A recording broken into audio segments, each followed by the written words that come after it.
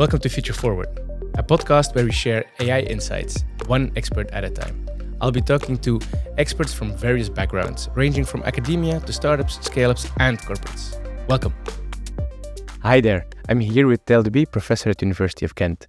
I'm Davio Larnout, CEO and co-founder of Radix, and we're here to talk a bit more about AI and how it will unravel in the future. Hi, Tijl. How are you? Hello, hi, Davio. I'm good. How are you? Fine, thank you. To start with, maybe tell us a bit more. Who are you and what are you doing? I'm a professor at Ghent University, as you mentioned, and my research area is data science, which is a part of artificial intelligence, I would say. Machine learning and those kind of things are my research topic. Right. You've had quite a journey in AI. When did that start? What's your journey? Can you elaborate a bit? I started my PhD in 2000. I was in Leuven, and my PhD was very much on machine learning approaches based on linear algebra. I would say very mathematically oriented machine learning approaches, also based on graph analysis, graph theory, and so on. Then at some point, I ended up in Bristol University for 9 years. There, my research diverged a little bit more in the direction of discrete algorithms for analyzing data, what used to be called data mining. It's not a fashionable term anymore, but still is, people still do it, and there are different names. Yeah. All this time, I applied my work a lot to bioinformatics, to biological problems. Then started working a bit more on applications to music, to media analysis, social media analysis, and things like that. And in the end, I ended up in Ghent, and that was in 2015. Right, and that's a 15-year journey already. So you're now at the University of Ghent. Did you see a big evolution? You have like people saying, "Oh, it's just all the same. Just add a bit more computers to it," and then you have others saying, "It really changed a lot." How did you experience that? There is quite a big change in culture, indeed, in my opinion. So in the 2000s, people doing neural networks, they were frowned upon.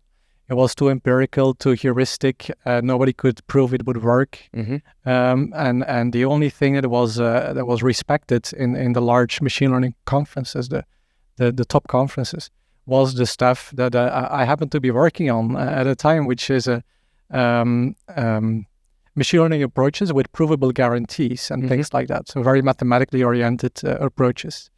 And that has changed quite a bit now, right? With neural networks, it's a very empirical science now. It's a lot more engineering rather than mathematics. Of course, my research also drifted a bit in that direction for good reason. The reason that people are now more interested in these compute-intensive, very large models with lots of data is because they turn out to work in practice, but not because we can prove that they work, because we found out they work. And so we have had that shift right now. Do you think it'll stay this way, or do you think it might evolve again to more provable AI, or I don't know how to put it?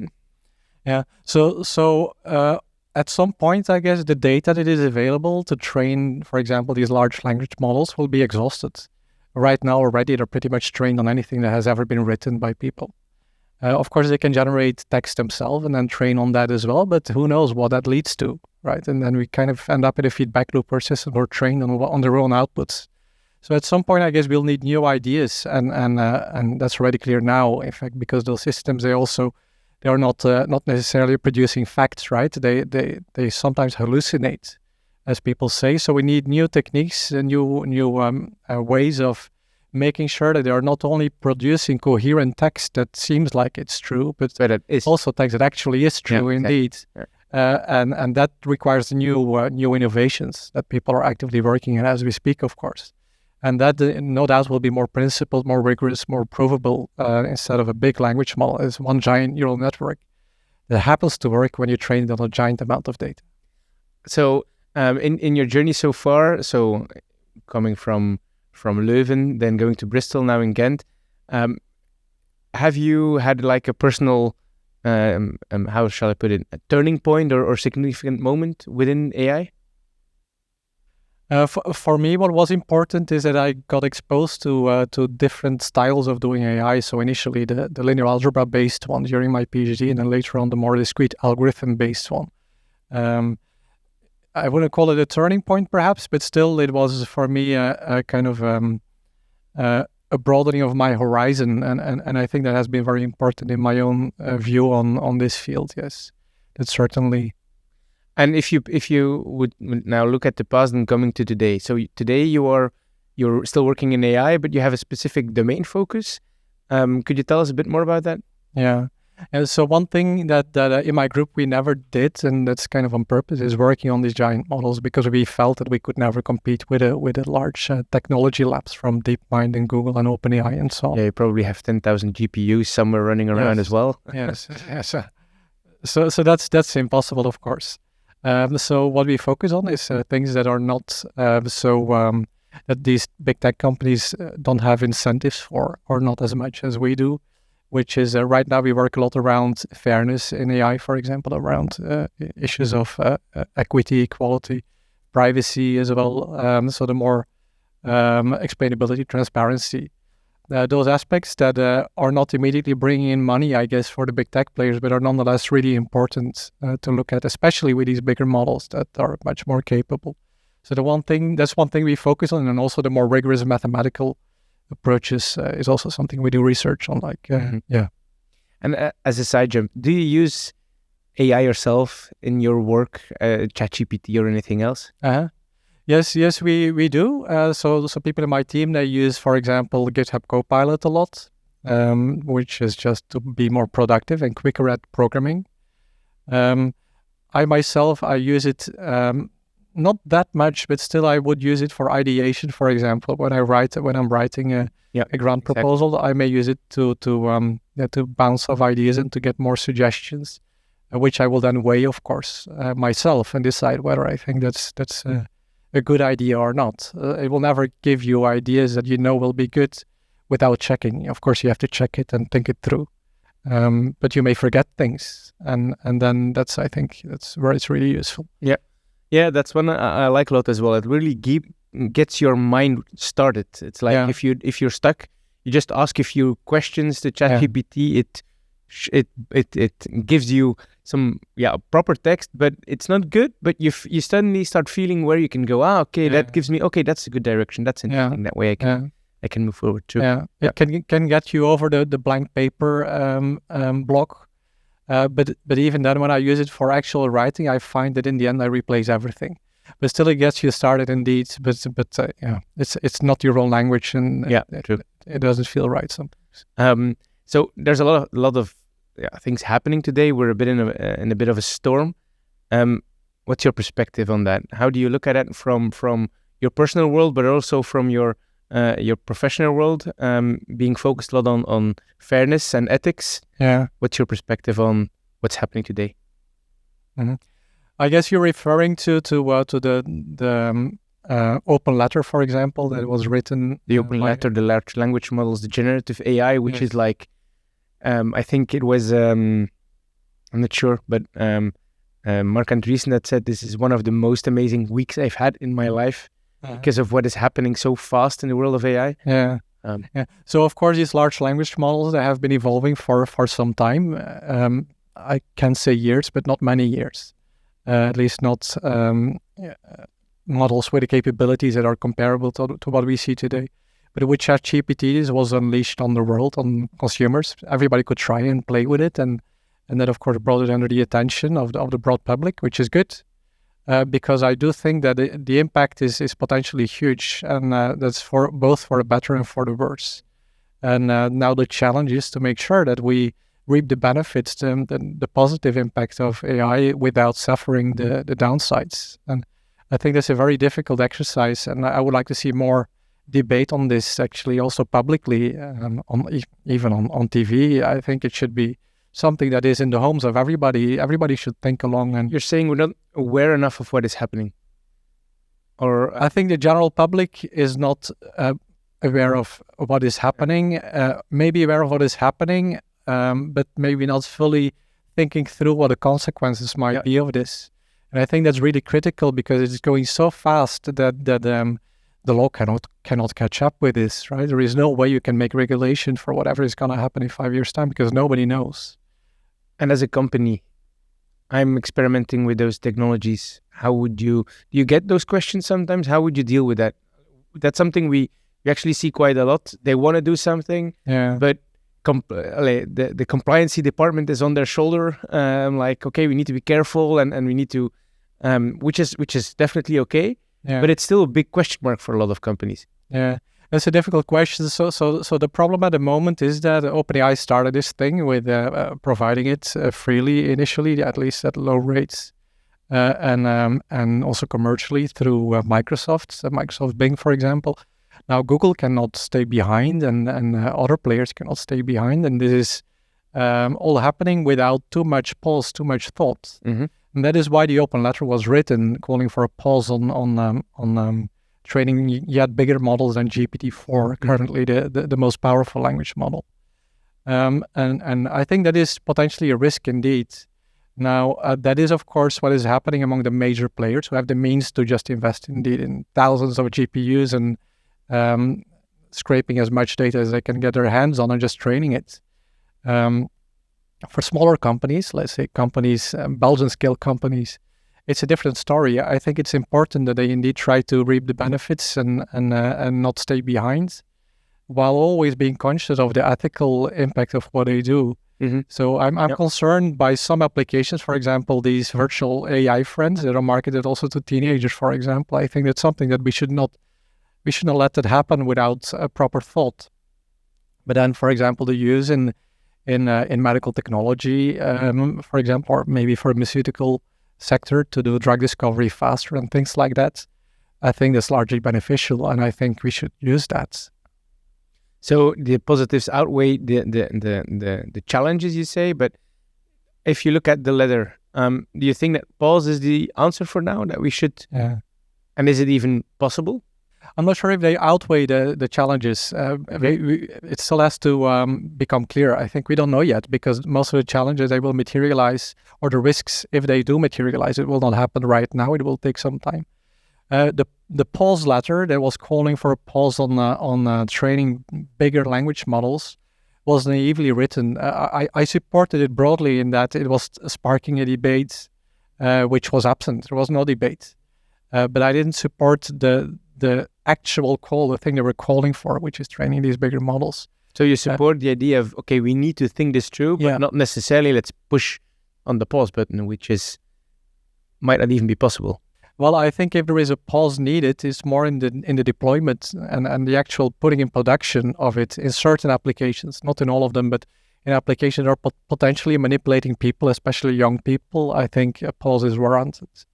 Also, it's not entirely clear if it's legal within the European Union. For example, Italy decided it's not. In Belgium, I haven't seen any debate on the topic. No, politically speaking, which I think is a problem. I'm not saying they should ban it. You get questions from politicians, without saying names, of course. On I haven't had any question. No, okay. No. I'm not saying we should ban it. I'm saying that there should be debate about it. And if you ask me, I will have an opinion, but my opinion is not the most important opinion here. I can help inform the debate, but I'm not the one to decide. I think it's the public to decide, and hence is the politicians to decide. But they should need to be informed. Exactly. Yeah, exactly. Yeah. Being a company, how do you see that? So there's a lot happening. There's a lot of challenges, a lot of unclarity, uncertainty, what the future brings, both on a technical side, but also on a legal side. How do you expect this to move forward? What do you have an idea? So one thing we know within Europe is that the European AI Act is about to be approved. So that is certainly going to have an impact. Now, the AI Act, in a sense, is already outdated before it is being approved, because it was written over the past quite a few years, and it did not anticipate the power of these language models and generative AI, more generally speaking, at fast again. Sorry? So they're going fast again. Yes. Yes, so that's a bit of a problem, but nonetheless, of course, it will have some impact. And they try to make some adjustments in terms of the general purpose AI systems. So it won't cover the generative AIs enough, that's what you're saying? Not enough, no. Okay, so and how do you see that then? So for a company, you should be aware of the AI Act because it will have an impact. But for the rest of it, do you have an idea of how do I prepare if I'm a company? How do I prepare? So I'm experimenting. Yeah. I'm seeing all these risks. Do you have an idea? Okay, do I stop? Do I continue? What's your view on that? I think doing a risk assessment is really critical, but there are many applications of AI that are very low risk, and I think those are no-brainers. So we should use the technology that is available to do good things. So and it's possible now, but some are actually quite difficult to motivate, ethically speaking, and we should be very careful with those. So within the roadmap of deciding which cases do we develop, there should be a very important part going to what's the risk here, and that should be an important weight in determining do we develop this or not. Absolutely, yeah. Okay. So you were talking about the AI Act. Looking at today, what's the biggest challenges then that you see that we should tackle? So if we're looking, so there's a lot of stuff happening. We've talked about the fairness. We've talked about the risk you see, for instance, in having those chatbots with talking with teenagers. There's a ton of risks, challenges today. For me, to be honest, I think I know a bit of what fairness is, but I also know that it's not just, you can't give one right answer to fairness. For instance, sure. How do we deal with the complexity of? So you have AI on the one hand, which is very complex for most people, and then you have a topic like fairness, which is very complex on the other hand. Yeah. Now, how do you deal with that? How do you bring those two together, which is basically your work, if I may say? How do you bring those together, and how do you bring that then to society, which is one thing we need to do, and to companies, which is another thing we need to do, because they have the buttons to develop these things. Yeah, that's indeed a big challenge. So fairness is not an issue that is new with AI. Fairness was an issue that existed well before, of course. And the difference now with AI systems that are being used for making decisions that affect people is that now we can log those decisions, and we can objectify, make objective the way in which people are being treated, people of different groups are being treated. And that is what is being done right now. So basically, we can manage AI, we can't manage people. To say yes, indeed. So now somehow we need to consciously make the decision of what we think is fair in how we treat people. Whereas previously, for example, in the legal system, every judge was making their own judgments in the way that they felt was fair. Now, if we replace certain aspects of what a judge is doing, which is actually happening in the US already, then we have to make a conscious decision, because those AI systems, we have control over them, right? We don't have control over the judge. We have control over AI systems. And whether you want it or not, even not making a choice is making a choice, because an AI system has a certain behavior.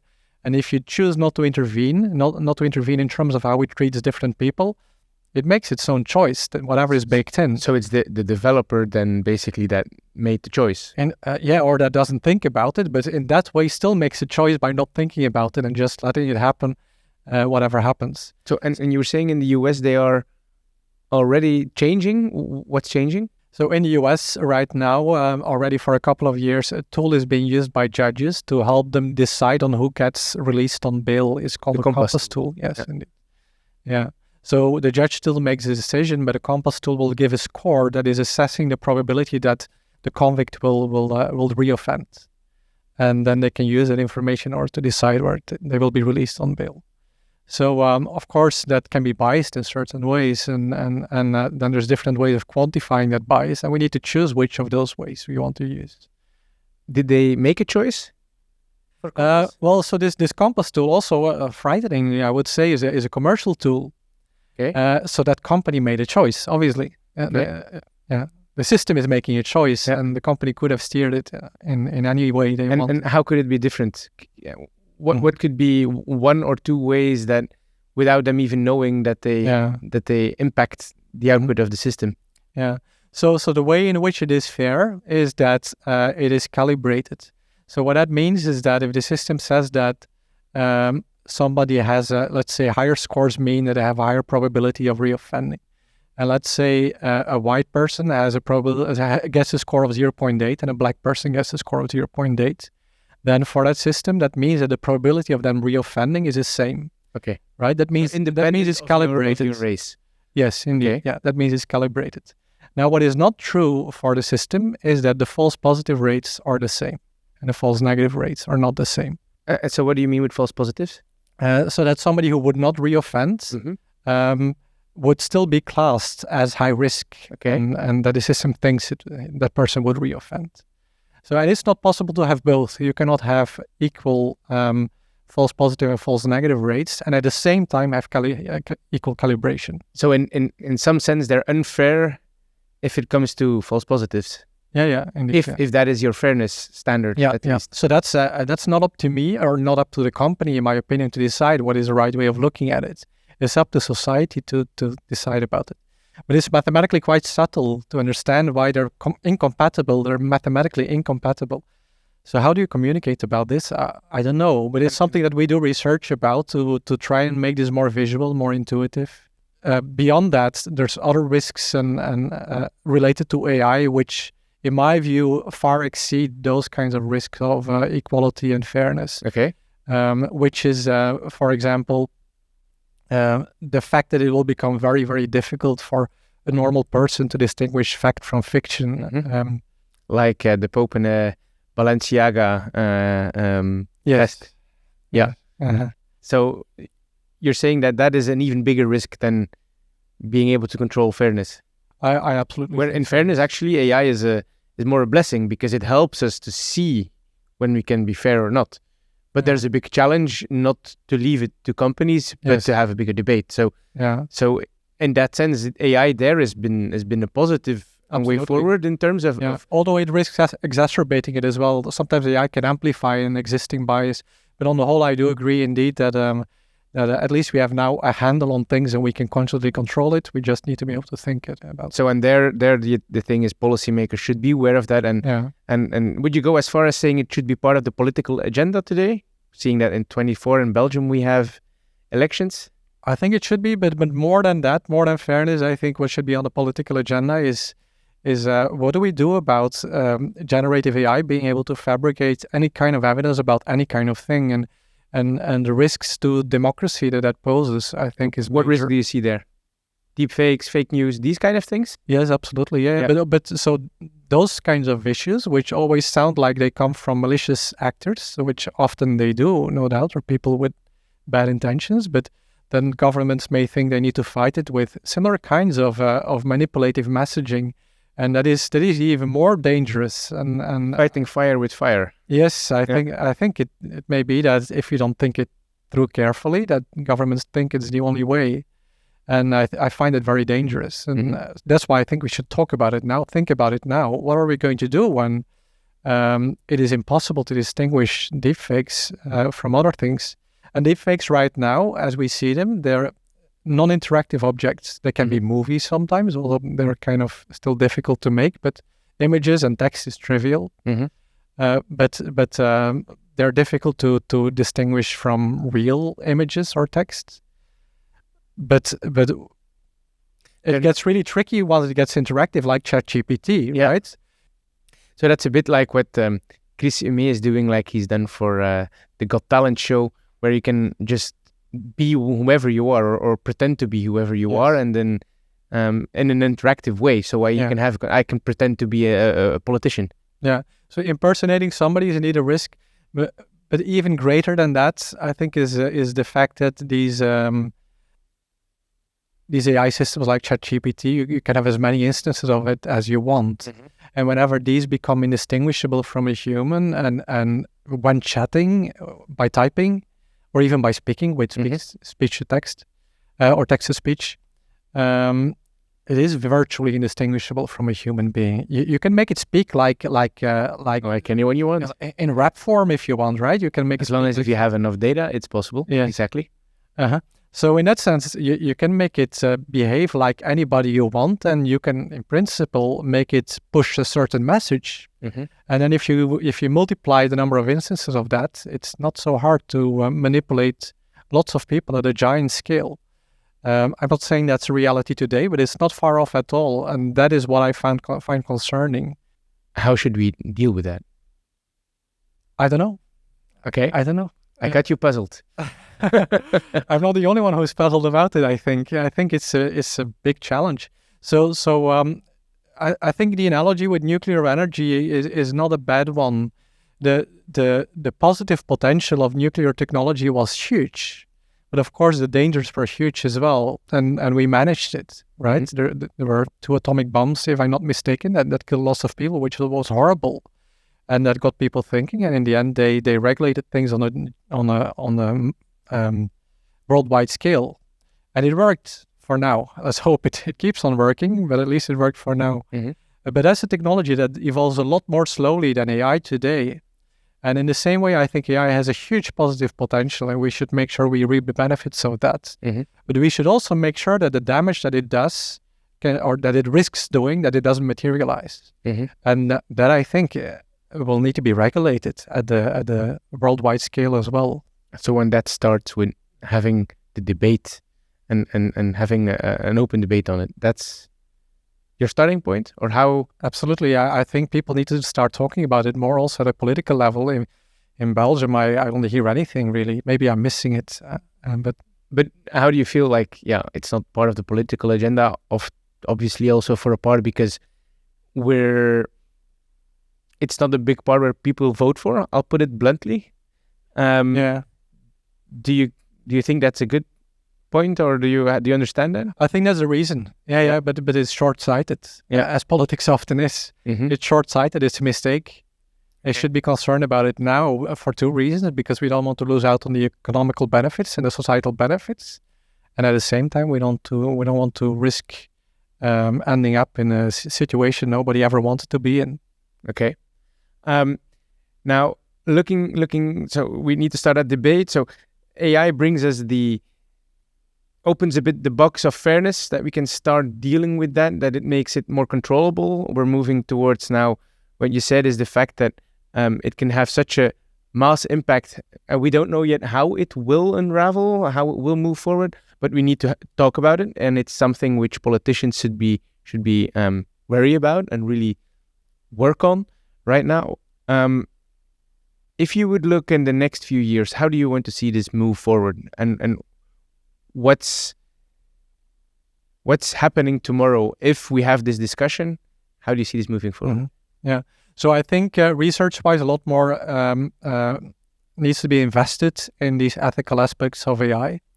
But to be fair, within Flanders, actually, that's happening to a significant extent. There is a European, a Flemish research program, which we are part of, and which actually is focusing to a large extent on ethical aspects, which is good. So there's one thing research-wise. Of course, research-wise, I don't think we should stop building better and more powerful models, at least investigating what is possible. But in terms of industry use of it and actual deployment of these systems, I think caution should be applied, especially insofar it is potentially manipulative. Mm-hmm. And we should be generous in the definition of what manipulative means, in my opinion. So right now, these personal AI friend chatbots, they're being used and marketed to young people, which I think is irresponsible. And I don't hear it being questioned at all. Just you can now have it on your WhatsApp if you want to, as an extra contact in your contact list, which I think is you can still know that it's a chatbot, of course. They're transparent about it, which will always be required, but nobody knows how young people respond to this in the end.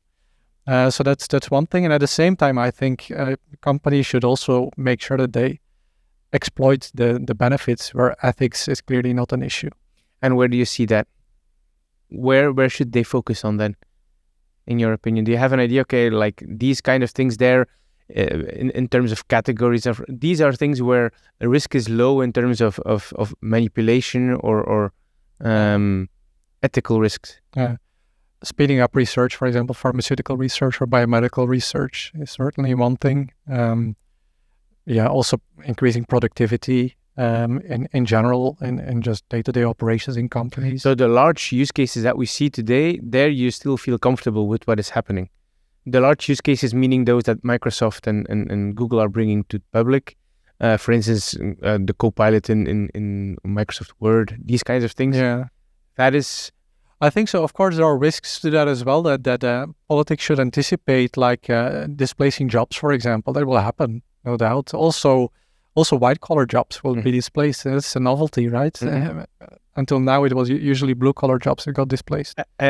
Displaced, I prefer to say, and challenge me in that. I don't believe in people losing jobs. I think there will be a big shift. That I agree with, but I don't think that we'll need less people. Yeah. Well, the work that those people will be doing will change. Yes. Right. But it may be that the same skills can be used and that they can just do a different job. Right. Like people who used to do maybe machine learning model engineering, maybe they will now do design the queries that are submitted to large language models. It's possible. Still a different job. It's a different job, but we move forward through time. But so you have Microsoft Word. Risk is low. There are risks, but risk is rather is lower in the sense with regards to fairness and these kind of things. So that is, even there you see risks, but that's okay. We can move forward with those, in your opinion? I think we have those more or less under control, and they are dealt with by the AI Act. Okay. To a large extent, yes. So those are under control, in my opinion. But what is not under control is those generic models, like large language models, other generative models. We don't know what the impact exactly is going to be until a few years in the future, I guess. But we should anticipate as much as we can, and we should have a debate going. Now, fast forwarding to the future, we hear clearly that there's a utopian and a dystopian future. Do you have your dystopian future? How will it look like? I'm not a big fan of the metaverse idea because in a metaverse, the issues of not knowing anymore what is true and what is false, they are even much worse. As long as you are in the physical world, then at least you can trust your senses. In a metaverse, you can't even trust your senses. So for me, a dystopian outcome would be where the metaverse actually becomes a commercial success. When Zuckerberg succeeds his lonely mission. Yeah, but it doesn't have to be Facebook. It can be in some other form, can come from some different angle, right?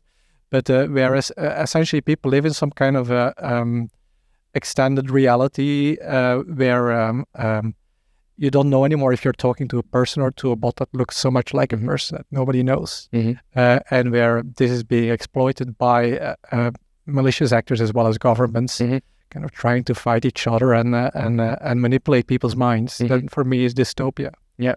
And not, I wouldn't say it's realistic, but some elements of it I think are not unrealistic. And a utopia is when we prevent that from happening. And at the same time, preventing, or how do you see how this? At the same time, we reap the benefits in much better healthcare and much more free time to do the things that you want to do. And how would that look for you? What would be your utopian world? It's hard to imagine. That's a very hard question. I need a minute to think about that one. Go ahead. I think in a utopian world, freedom is very important. Control over your own life and choosing the way in which you want to live your life. In my view, that's really critical. So being less dependent on other things, because AI helps us be those things, or how do I? Well, I guess why I say that is because the risk in ever better tools to optimize your life may be forcing people or giving them the impression that they should optimize every aspect of their life. And I think imperfection is also important. So in a utopian future, I hope that there will be room for imperfection. I guess that's what I want to say.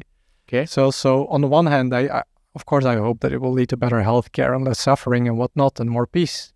But at the same time, also room for allowing people their own little imperfections and choosing maybe not to go with a certain choice that for most people seems like the right choice, but for them, for whatever reason, is not the right choice. All right. Is it too abstract? No. There's no right or wrong answer. I really I understand what you're saying, and I think we're maybe my generation. I'm not sure the generations that come after me, but are very much focused on that everything needs to be perfect, and it needs to be. We need to every detail needs to work well. And indeed, if we keep on focusing on that, the end is that it's never perfect. That's just unrealistic. So in that sense... and I think it's a risk with tools that allow us to optimize more and more. And that's what AI is allowing us. So yeah, maybe also an interesting topic to touch upon is Jeff Hinton resigning from Google. With the big slogan, I even think in the popular newspaper, it's like, AI will all make us go, it will destroy the world. And look, here's proof, Jeff Hinton just left Google because the risks are too big. How do you feel about that? I think that's overstating it. So he's loyal towards Google. In fact, he's not saying that they do wrong and hence he leaves Google. He's saying that he steps down from Google because he wants to be able to comment freely on the risks of AI without having to think about whether that affects the business of Google, which is, of course, different. And he regrets, he says, some of the innovations that he was actually the father of, although he comforts himself with the fact that somebody else would have done it anyway, which is probably true. But I think it is telling indeed that somebody like him is calling for more thought on where this is all heading, and he's not the only father of the current AI way of these deep neural networks who is doing that, who is calling for a caution. Joshua Bengio is another one, very prominent. And so for them, probably not, but still I'd like to quickly ask it a bit, challenging it. Like Elon Musk was part of the letter as well, but yeah, now he's doing it himself. It almost feels like it was just more a move. Let's slow them down so I can get ahead again. What are there? Is it purely so for Elon Musk? There's almost other incentives, you would say. Well, I cannot speak for Elon Musk, of course. I don't know his intentions, but I can see what he has been doing. So, of course, within Tesla, they use really advanced AI, extremely advanced AI for the autonomous driving support. So he has been doing AI for a long time, but this is a different kind of application than the general purpose language models, of course.